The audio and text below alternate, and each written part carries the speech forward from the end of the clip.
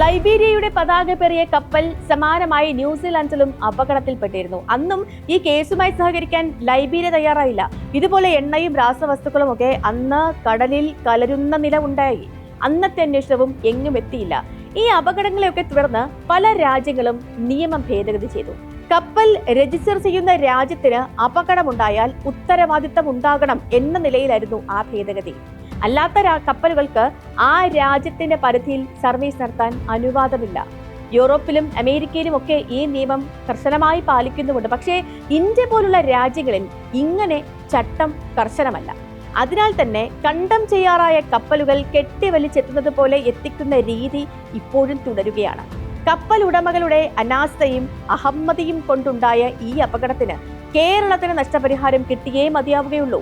മീൻപിടുത്തക്കാർക്ക് നഷ്ടപരിഹാരം നൽകേണ്ടത് സർക്കാരല്ല, കപ്പലുടമ തന്നെയാണ്. അതിനുള്ള നടപടികളാണ് ഇനി ഉണ്ടാകേണ്ടത്. സ്പോട്ട്ലൈറ്റിനെ മറ്റൊരു വിഷയമായി നാളെ ഇതേ സമയം.